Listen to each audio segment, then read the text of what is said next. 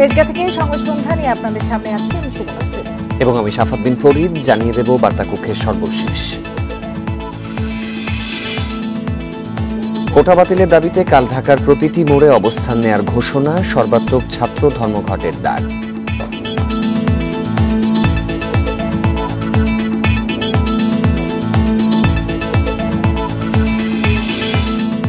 উত্তর পশ্চিমাঞ্চলে বন্যা পরিস্থিতির অবনতি, পানি বাড়ছে মধ্যাঞ্চলেও। আগস্টে আবারও বন্যার সতর্কতা।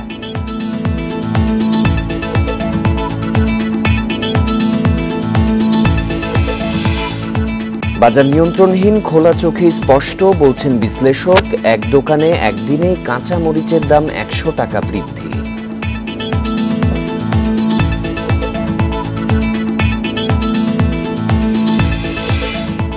রূপগঞ্জে সাবেক আইজিপি বেনজিরের 24 কাঠা জমির ডুপ্লেক্স বাড়ি জব্দ, দরজার পাসওয়ার্ড লক থাকায় ভেতরে ঢোকা যায়নি।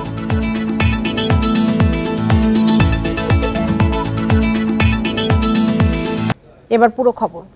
কাল থেকে ক্লাস পরীক্ষা বর্জনের পাশাপাশি ঢাকার প্রতিটি মোড়ে অবস্থান কর্মসূচির ঘোষণা দিয়েছে কোটা বাতিল দাবিতে আন্দোলনরত শিক্ষার্থীরা। সেই সাথে অভিভাবক ও শিক্ষকদের আন্দোলনে সংহতি জানানোর আহ্বান জানায় তারা। দাবি না মানলে আরও কঠোর কর্মসূচির হুঁশিয়ারি শিক্ষার্থীদের। শনিবার এ বিক্ষোভ ও অবস্থান কর্মসূচির কারণে বিভিন্ন এলাকায় যানজটে ভোগান্তি দেখা দেয়। কোটা বাতিলের দাবিতে আন্দোলনের পঞ্চম দিনেও রাজপথে সক্রিয় শিক্ষার্থীরা। শনিবার বিকেল 3:30টায় ঢাকা বিশ্ববিদ্যালয় থেকে পলাশী, ইডেন কলেজ, নীলক্ষেত হয়ে শাহবাগে সড়ক অবরোধ করে তারা। আন্দোলনে ঢাকা বিশ্ববিদ্যালয়ের সাথে যোগ দেয় 7 কলেজ সহ রাজধানীর বিভিন্ন বিশ্ববিদ্যালয় ও কলেজের শিক্ষার্থীরা। স্লোগানে মুখর হয়ে ওঠে শাহবাগ এলাকা। শিক্ষার্থীদের দাবি পুনর্বহাল করতে হবে 18 সালের পরিপত্র। বিক্ষোভে রোববার থেকে ঢাকার সব গুরুত্বপূর্ণ এলাকায় অবস্থান নেয়ার ঘোষণা দেন শিক্ষার্থীরা। আমাদের দাবি হচ্ছে 18 যে পরিপত্র ছিল সেটা পুনর্বহাল চাই আমরা। এটাই আমাদের একমাত্র দাবি। আমরা যতদিন পর্যন্ত না আমাদের দাবি পরিপূর্ণভাবে মেনে নেওয়া হবে ততদিন পর্যন্ত আমরা এই মিছিল সংগ্রাম করতেই থাকবো। আমি আমার সমস্ত শিক্ষার্থী ভাই বোনদের সঙ্গে এগ্রতা জানিয়ে আমি কাপড়ের প্রতীকে কাপড় পরে নেমেছি। আমরা বুয়েটে গিয়েছি, আমরা ইডেন কলেজে গিয়েছি, আমরা সেখান থেকে সাড়া পেয়েছি। আমরা বন্ধুগণ শুধু শাহবাগে বসে থাকবো না, আমরা যে কর্মসূচিটি ঘোষণা করছি যে আগামীকাল বিকাল 3টা থেকে বাংলা ব্লকের কর্মসূচি ঘোষণা করা হলো। একই দাবিতে দিনভর বিক্ষোভ করেছে ঢাকা কলেজ ও জগন্নাথ বিশ্ববিদ্যালয়ের শিক্ষার্থীরা। এ সময় তীব্র যানজটে ভোগান্তিতে পড়ে নগরবাসী। এদিকে সকালে ঢাকা টাঙ্গাইল বঙ্গবন্ধু সেতু মহাসড়ক অবরোধ করে মাওলানা ভাসানী বিজ্ঞান ও প্রযুক্তি বিশ্ববিদ্যালয়ের শিক্ষার্থীরা। এ সময় মহাসড়কের দুই পাশে অন্তত 10 কিলোমিটার এলাকায় তীব্র যানজট দেখা যায়। এছাড়া রাজশাহী ও রংপুর, নাটোর সহ সারা দেশে বিভিন্ন বিশ্ববিদ্যালয় এলাকায় বিক্ষোভ ও অবরোধ করে শিক্ষার্থীরা। দাবি না মানা হলে রাজপথ ছাড়া হবে না বলেও হুঁশিয়ারি দেন তারা। Nahid Kamal, independent news, Dhaka. সরকারি চাকরিতে কোটা বাতিলের দাবিতে চলমান আন্দোলনের সমর্থন জানিয়েছে বিএনপি। দলের মহাসচিব মির্জা ফখরুল বলেছেন, আইনের দোহাই দিয়ে আন্দোলন দমন করা যাবে না। অন্যদিকে বিএনপি নিজেরা ব্যর্থ হয়ে ছাত্রদের কোটা বিরোধী আন্দোলনে ভর করেছে বলে মন্তব্য করেছেন আওয়ামী লীগ সাধারণ সম্পাদক ওবায়দুল কাদের। রাজধানীতে আলাদা অনুষ্ঠানে এসব কথা বলেন নেতারা। সরকারি চাকরিতে কোটা পদ্ধতি বাতিলের দাবিতে আবারও পথে নেমেছেন বিশ্ববিদ্যালয়ের শিক্ষার্থীরা। 2018 সালের পরিপত্র পুনর্বহালের দাবিতে চলছে আন্দোলন। টানা কয়েকদিন ধরে দেশের বিভিন্ন স্থানে চলছে বিক্ষোভ, মিছিল, পদযাত্রা, সড়ক অবরোধ ও সমাবেশ। শিক্ষার্থীদের এই আন্দোলনকে সমর্থন জানিয়েছে বিএনপি। শনিবার দুপুরে চেয়ারপারসনের গুলশানের কার্যালয়ে সংবাদ সম্মেলনে দলের মহাসচিব মির্জা ফখরুল ইসলাম আলমগীর ছাত্রদের ন্যায্য দাবি মেনে নিতে সরকারের প্রতি আহ্বান জানান। সাধারণ ছাত্র সমাজের কোটা সংস্কার আন্দোলনের ন্যায্য ও যৌক্তিক দাবি সমূহের সঙ্গে আমরা একমত। আইন ও বিচার বিভাগের দোহাই দিয়ে ছাত্র সমাজের যৌক্তিক দাবি সমূহকে দমানোর সকল প্রচেষ্টাই ব্যর্থ হবে বলে আমরা বিশ্বাস করি। আমরা আশা করি সরকার সময় থাকতে ছাত্র সমাজের যৌক্তিক ও ন্যায্য দাবি সমূহ মেনে নেবে। এদিকে দুপুরে রাজধানীর বেইলি রোডে পাহাড়ি ফল মেলার উদ্বোধনী অনুষ্ঠানে সড়ক পরিবহন ও সেতুমন্ত্রী ওবায়দুল কাদের কোটা সংস্কার আন্দোলনে বিএনপির সমর্থনের সমালোচনা করেন। বলেন, তারা এখন ছাত্রদের আন্দোলনে ইন্ধন দিচ্ছে। এখন বিএনপি কাজই হচ্ছে অন্যদের ইস্যুর উপর ভর করে। এখন শিক্ষকদের আন্দোলনের উপর ভর করবে, আবার সিদ্ধান্ত নিয়েছে কোটার উপরে, কোটা আন্দোলনের উপর ভর করবে, নীতিগত সিদ্ধান্ত।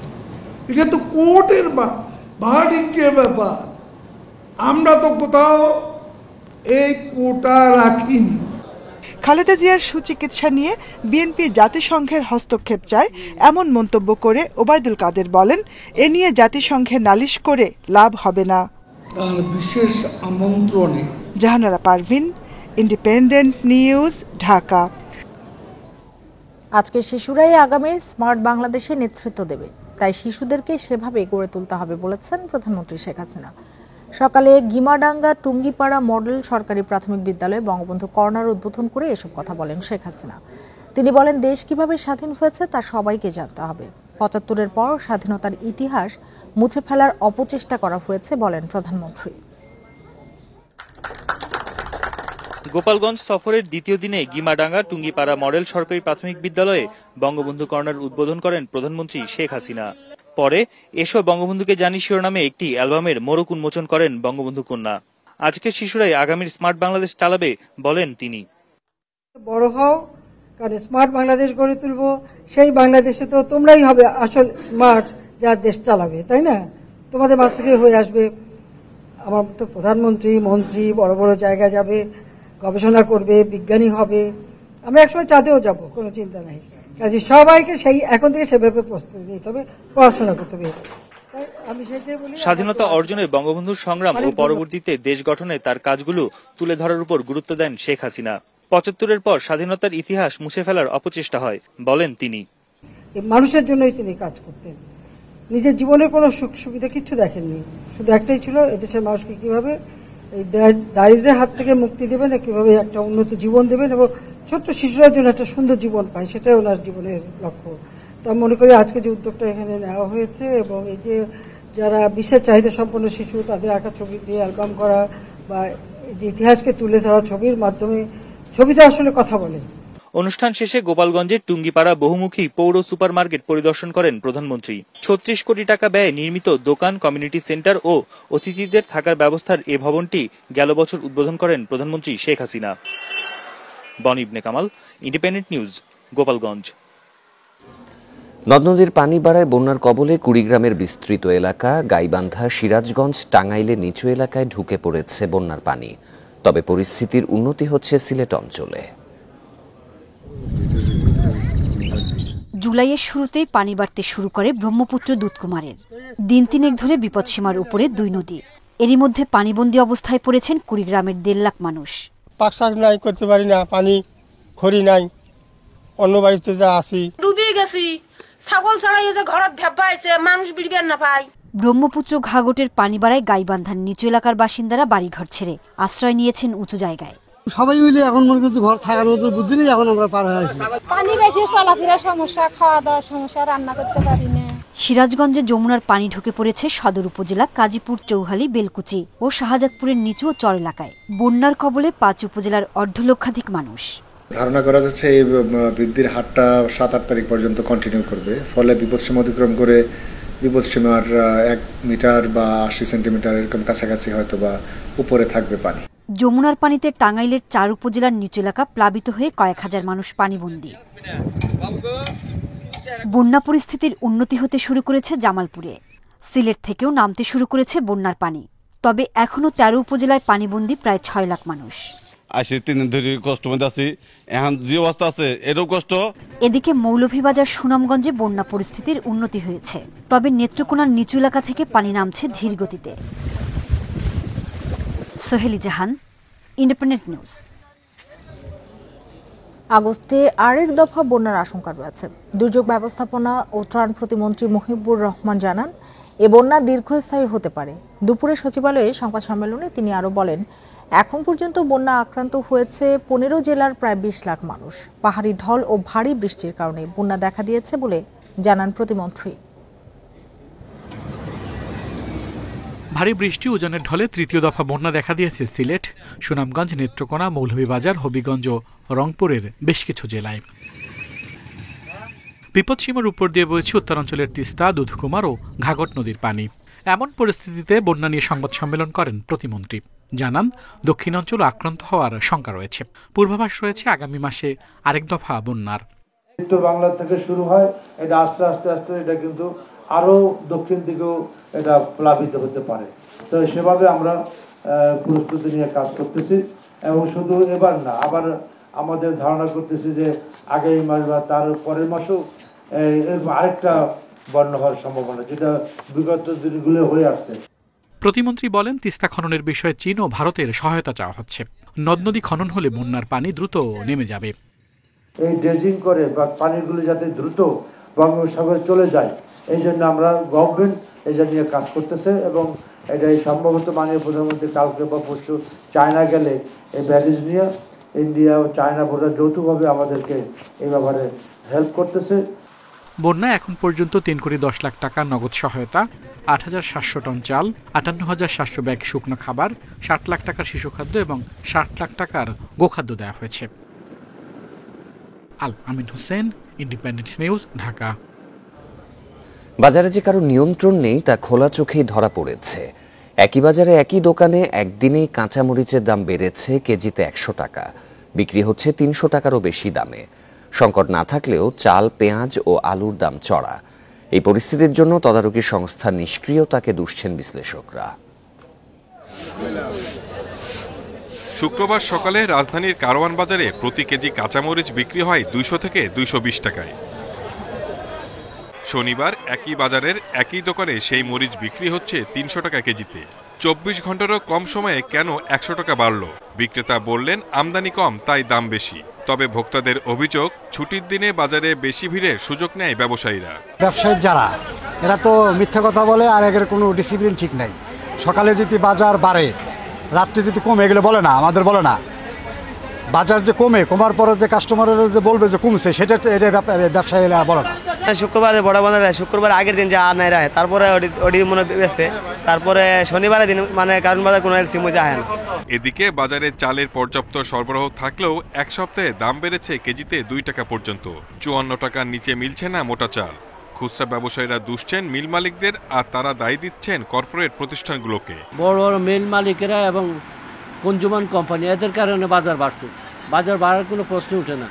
যেখানে ধান চাউল পর্যাপ্ত পরিমাণ আছে, কেন বাড়বে? বিশ্লেষকরা বলছেন, উৎপাদন থেকে ভোক্তা পর্যায়ে বহু হাত বদলের জন্যই পণ্যের দাম বাড়ছে।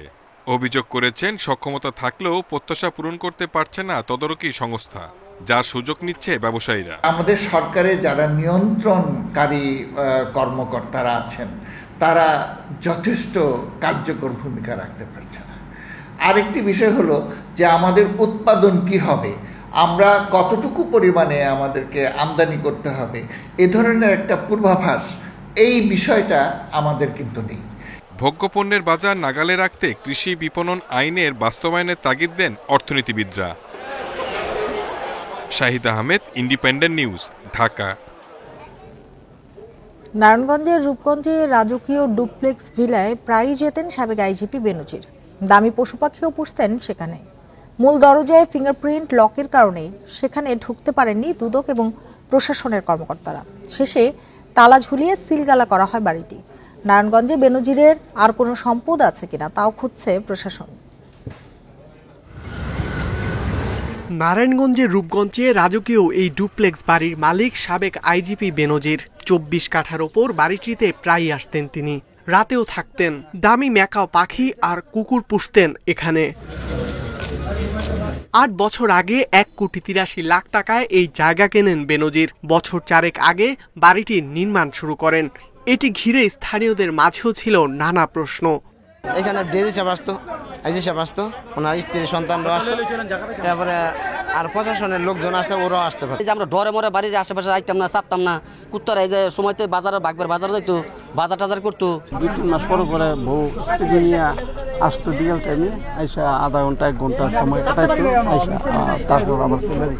কি কারণে আসে রাত্রে 8টা-9টা বাজে, আবার রাতের 12টা-1টা বাজে জায়গা, 2টা বাজে জায়গা, এটা উনি বলতে পারবো। আবার অনেক সময় দেখা গেছে মহিলা লইয়া নামতো। শনিবার দুপুরে বাড়িটিতে অভিযান চালায় জেলা প্রশাসন ও দুদক, কিন্তু প্রধান দরজায় ফিঙ্গারপ্রিন্ট লক থাকায় ভেতরে ঢুকতে পারেনি কেউ। পরে বাইরে তালা ঝুলিয়ে সিলগালা করে দেয়া হয় বাড়িটি। নির্ধারিত কমিটি কর্তৃক পরবর্তীতে সভা করে এই সম্পত্তিটির ব্যবস্থাপনা এবং রক্ষণাবেক্ষণের জন্য কি কর্মপন্থা নির্ধারণ করা যায় আমরা সঠিকভাবে সেটা নির্ধারণ করে পরে আবার আসব। আপাত দৃষ্টিতে আমরা 2 তলা একটি ভবন পেয়েছি। ভিতরে কি কি পাওয়া যাবে সেগুলো একটা ইনভেন্টরি করা হবে, তালিকা করা হবে, সেগুলো পরবর্তীতে আবার আদালতের সামনে উপস্থাপন করা হবে এবং টাইম টু টাইম এটার দেখভাল, ব্যবস্থাপনা এবং আদার্স যে জিনিসগুলো এটা কমিটির মাধ্যমে করা হবে।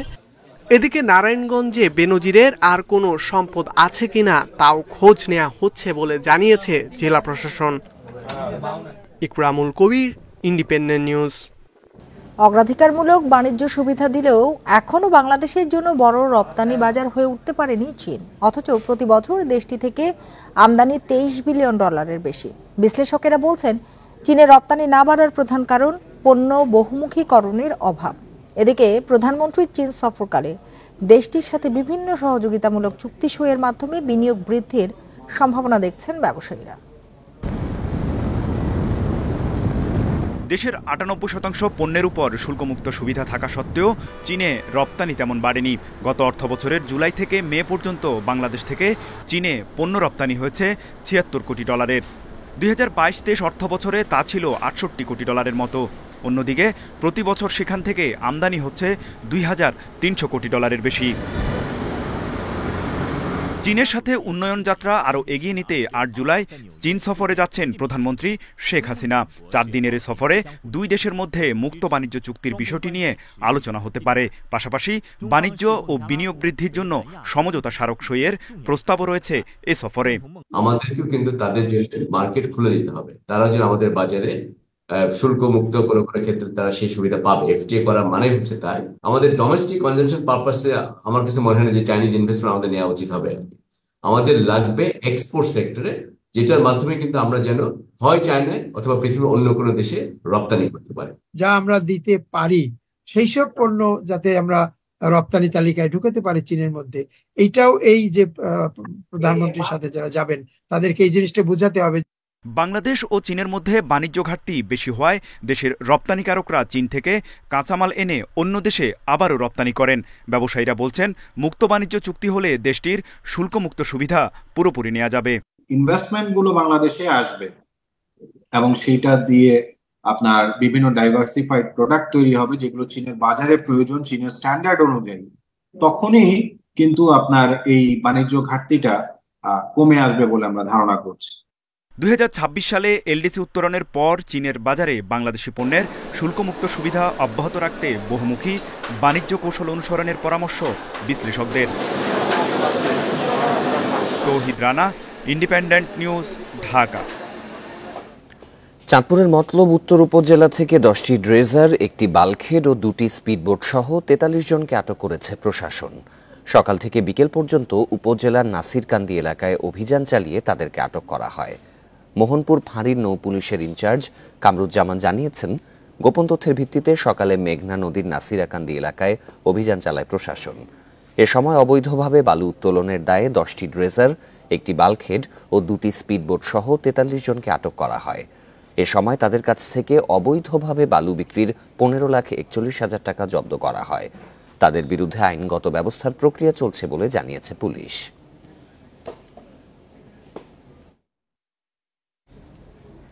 সিরাজগঞ্জের শাহজাদপুরে নদীতে নৌকা ডুবে 2 যুবকের মৃত্যু হয়েছে। এ সময় আহত হয়েছে আরও 1 যুবক।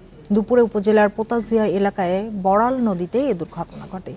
নিহতরা হলেন শাহজাদপুর পৌর এলাকার দরিয়াপুর মহল্লার সজল ও Tanmoy. Shahjadpur fire service station leader Khorshed Alam জানান, দুপুরে একটি নৌকায় করে পোতাজিয়া এলাকায় বেড়াতে যান 9 জন যুবক। এ সময় বৃষ্টি শুরু হলে এক পর্যায়ে নৌকাটি ডুবে যায়। তাদের মধ্যে 7 জন সাঁতরে তীরে উঠতে পারলেও তলিয়ে যান সজল ও তন্ময়। পরে তাদের উদ্ধার করে স্থানীয়রা উপজেলা স্বাস্থ্য কমপ্লেক্সে নিয়ে গেলে মৃত ঘোষণা করেন চিকিৎসক। কিশোরগঞ্জের হাওরে ডুবে নিখোঁজের 21 ঘণ্টা পর আবিদুর রহমান নামে এক বিশ্ববিদ্যালয় শিক্ষার্থীর মরদেহ উদ্ধার করেছে ফায়ার সার্ভিস। দুপুরে করিমগঞ্জের হাসানপুর হাওর থেকে ভাসমান অবস্থায় মরদেহটি উদ্ধার করা হয়। ফায়ার সার্ভিস জানায় শুক্রবার বন্ধুদের সাথে কিশোরগঞ্জের হাওর অঞ্চলে বেড়াতে যান আবিদ। বিকালে করিমগঞ্জ উপজেলার হাসানপুর ব্রিজ এলাকায় ট্রলার থেকে হাওরে নেমে পানিতে তলিয়ে যান। খবর পেয়ে ফায়ার সার্ভিসের ডুবুরি দল উদ্ধার অভিযান শুরুর 21 ঘণ্টা পর আজ দুপুরে তার মরদেহ উদ্ধার করা হয়। নিহত আবিদুর রহমান ঢাকার উত্তরার একটি বেসরকারি বিশ্ববিদ্যালয়ের শিক্ষার্থী ছিলেন। মাদারীপুরে পূর্ব শত্রুতার জেরে বিপ্লব মৃধা নামে এক যুবকের ডান হাতের কবজি বিচ্ছিন্ন করেছে প্রতিপক্ষের লোকজন। দুপুরে শহরের চরমুগুরিয়া ডিগ্রি কলেজের পাশে এ ঘটনা ঘটে। পুলিশ জানিয়েছে, আধিপত্য বিস্তার নিয়ে বিপ্লবের সঙ্গে একই এলাকার আকাশ খানের বিরোধ চলছিল দীর্ঘদিন ধরেই। কয়েক মাস আগে আকাশকে কুপিয়ে গুরুতর আহত করে বিপ্লবের লোকজন। এ ঘটনার জেরে আজ দুপুরে চরমুগুরিয়া ডিগ্রি কলেজের সামনে বিপ্লবের উপর হামলা চালায় আকাশের অনুসারীরা। গুরুতর আহত অবস্থায় স্থানীয়রা তাকে উদ্ধার করে জেলা সদর হাসপাতালে ভর্তি করে। পরে উন্নত চিকিৎসার জন্য ঢাকার পঙ্গু হাসপাতালে পাঠানো হয়। এ ঘটনায় জড়িতদের আইনের আওতায় আনা হবে বলে জানিয়েছে পুলিশ।